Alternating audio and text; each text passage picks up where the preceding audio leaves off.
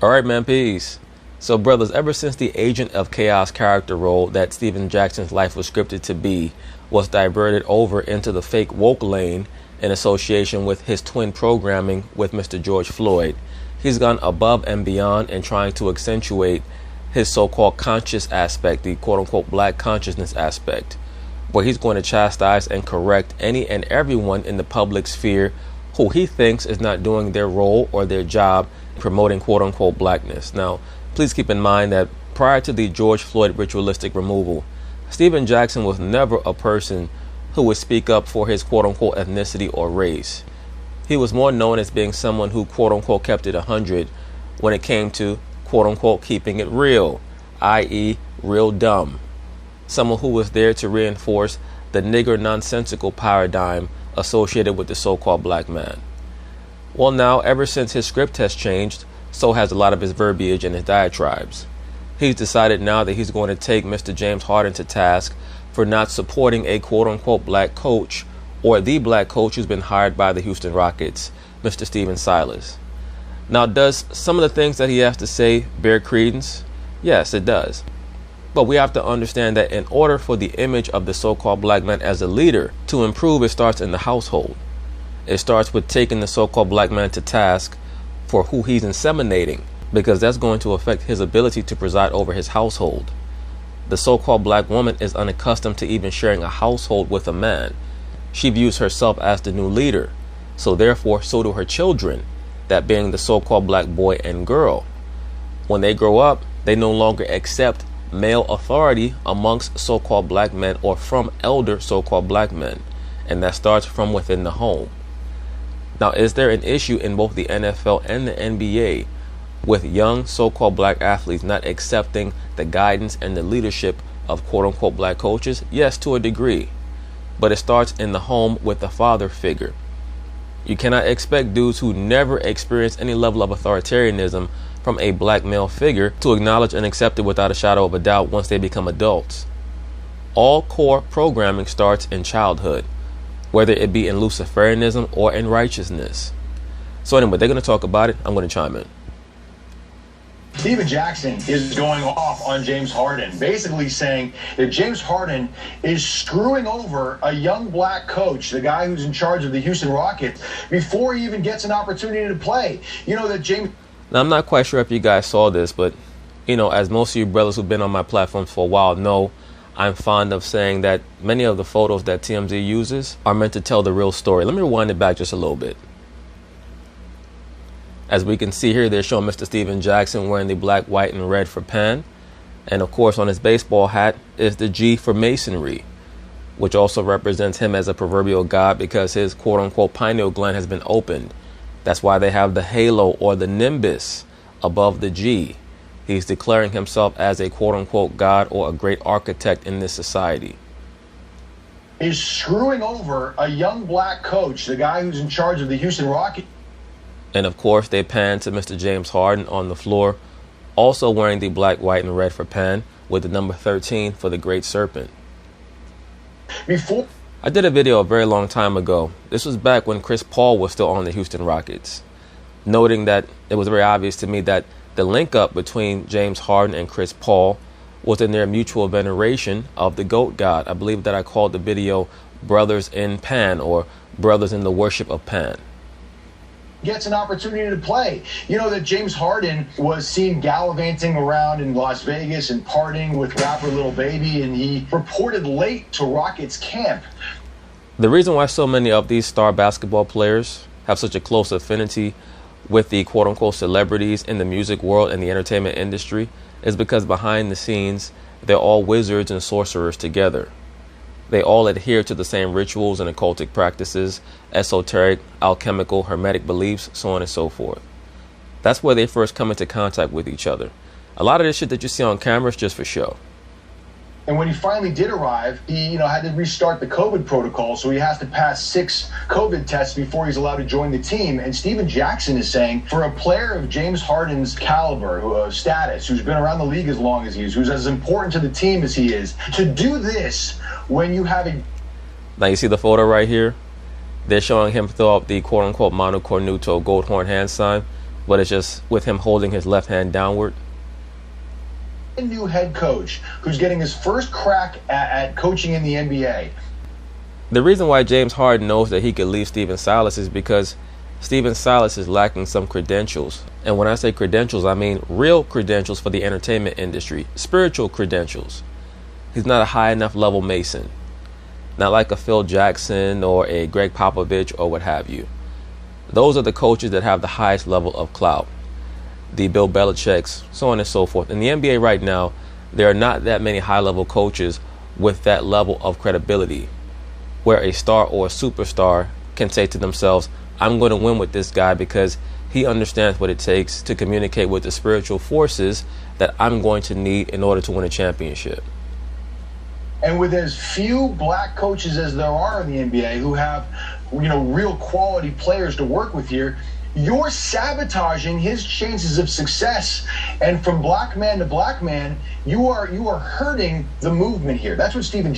Let me say this very quickly. I have no problem with James Harden demanding a trade from the Houston Rockets, whether his coach is so-called black or so-called white. My issue is him trying to use the quote-unquote political excuse that his owner is a conservative for why he wants to be traded from the Rockets. No, just keep it real. You know that you're pretty much on the other side of the mountaintop. You're still a peak level performer when you look at your stats, but you know that at 31 years of age, your peak is not going to last for much longer.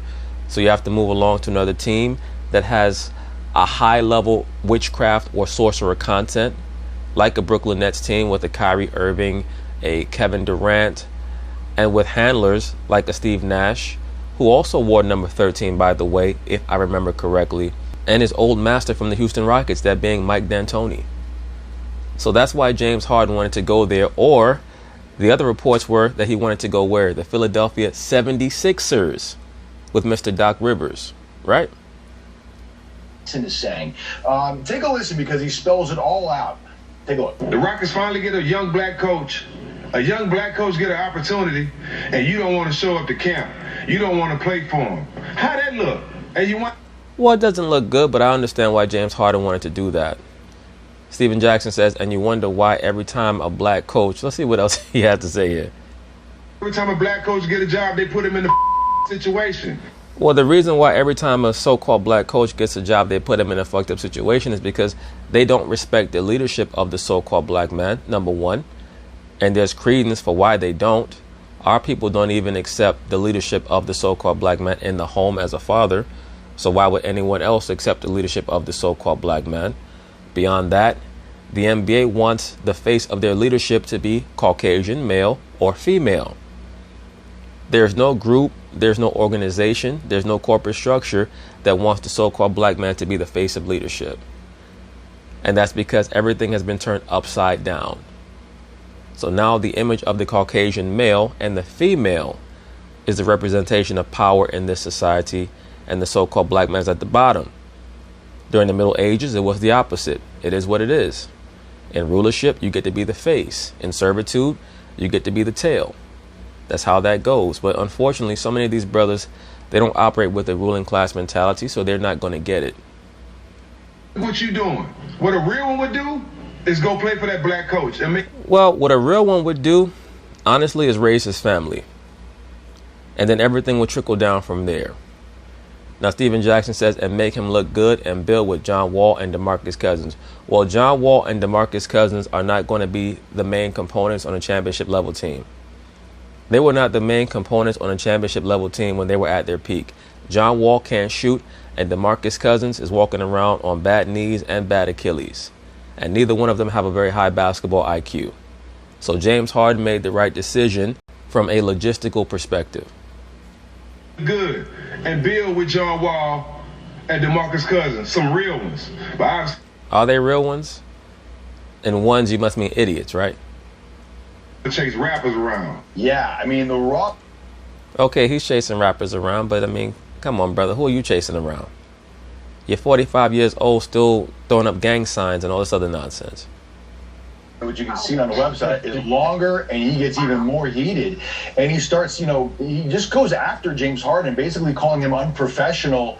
And he really is upset because he feels like Stephen Silas, who was an assistant coach around the league for a long time and is, finally getting an opportunity to coach a team that could really be a contender, and he feels that James Harden is doing everything in his power. The Houston Rockets are not a contender. They have no chance to be a contender. James Harden said to himself, number one, you surrounded me with players who can't shoot from the outside. My game is to penetrate, draw fouls, or drive and kick. I have no shooters here. You want me to play in an equal opportunity offense with players who have bigger names than their game is at this point in their career. I'm 31 years old. I've been there, done that. I know what I want, and I know where I want to go. Much like life. You reach certain pivotal moments in your life when you know what you want and you know what you don't want. And no one's going to be able to talk you into it or talk you out of it. To hurt his chances at success. And coupled with the fact that James Harden is making historic money. He's the first NBA player to make more than $40 million for a season. Stephen Jackson's argument is you're getting paid that money to fall in line and be a leader and be a person who's supposed to unite the team and lead us to victory. The Rockets don't have a bad core per se, particularly with that young brother Christian Wood, but they're a team with a strange mix. Once again, I understand why James Harden wants out. He doesn't have time to give that team 3 years to gel. He doesn't have the time. Dividing force. And if you didn't want that responsibility, you shouldn't have accepted the contract. Yeah, so my first thought is, I don't see it from that perspective. I see it from, if James Harden doesn't want to play for that organization, it's tough because that has nothing to do with the coach. Stephen Jackson's trying to say, regardless of what James Harden wanted for whatever reason to leave, if there's a black coach there, you should stay. But I've had teammates that have demanded a trade. Sylvia Fowles, who demanded a trade, was how. Right, but nobody cares about your WNBA bullshit. As soon as you start trying to provide comparisons or analogies to the WNBA, I'm tuning out. I don't care about what's going on in the WNBA, aka the Women's National Basketball Association. She said she was not returning to the Chicago Sky until they traded her, and then they ultimately ended up trading her to Minnesota. We ended up winning 2 championships together. Shouts to Put, but I've seen this happen many times. It's not about the coach. It's about the program, and it's about where you want to be. So I agree with that, but let's be for real, Renee. The reason why you're saying that is because you're head over heels in love with the false story that James Harden wants out of the Rockets because the owner is a conservative. That's why you're caping up for James Harden. I think as a player, James Harden is basically saying he wants to be somewhere else, and I do agree, though, it's difficult because there's a black coach there, but I think he wants. You don't care that there's a black coach there. You just said that. So let's knock it off, especially a black male coach. When it comes to these liberal niggas, they're all talk. But when it comes to actually showing an association or affinity for particularly a black male authority figure, there's no action behind their words. For other reasons. Yeah, I don't really think that James Harden necessarily owes anything to Silas. It's his career. Look, I'm just saying that, I see Stephen Jackson's point, and his point is that, we've talked a lot about how there are things that are sometimes bigger than yourself. And in this particular situation, Stephen Jackson's trying to say, look, we have an opportunity here to get behind a young black coach and solidify him as a guy who's going to be here a while. Basically, if he can put together a winning team this year, it'll keep him around the NBA. I think. Right, but here's the problem. Basically, this coach, Stephen Silas, is the equivalent of someone who just got hired at a corporation and he's working in a cubicle. Is thinking too small to be that concerned about preserving his job, because at the end of the day, if James Harden is not playing well, Stephen Silas is not going to go to the general manager's office and say, don't trade him because he's black. Stephen Silas is going to say, okay, whatever's going to make the team better. So if we're concerned about allotting power over to so-called black people and so-called black men, it starts at the top with ownership. How many black billionaires are there in America? Or so-called black people who have a net worth in the high 9 figures who can put together a group that would be willing to buy a team and have the face of the ownership be a so-called black male? That's where the program has to start at, not as some coach, because the coach is nothing but a yes man. You can talk about trying to preserve the jobs of black coaches all day, but the so-called black coach is going to do the bidding of the Caucasian owner and the GM, no matter what race the GM is. Once again, if James Harden's play depreciates greatly, and they say we have to trade James to make the team better, Stephen Silas is going to say, yes, boss, you're right. Players should probably play hard for their coach if they're black, white, or any other color. And just to add to that, so if you are getting James Harden and you're the other team, you're obviously going to be getting a lot. Because James Harden, as we know, the scoring champion, we know he's in his prime, he's killing it. So it's not like it's just going to be James Harden leaving the Houston Rockets and then they're just out. No, I hear all kinds of deals with a lot of players in them that would actually make Houston Rockets still a good team. So I say that saying that it's not like he's just going to leave him out and dry. You're going to get a lot for James Harden. I'm surprised at this. You guys are both seem to be siding with James Harden. I'm not surprised at this at all.